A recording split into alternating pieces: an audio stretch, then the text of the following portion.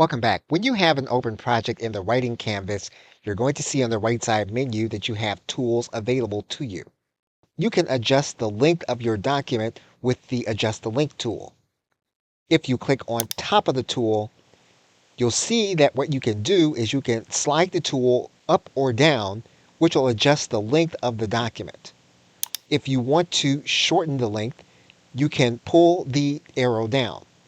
If you want to lengthen the document, you can raise it.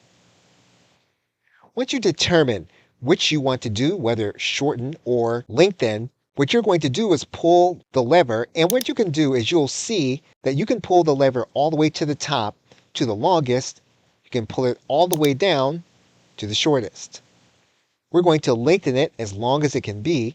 What we're going to do is click on the arrow and we're going to allow ChatGPT to lengthen the document.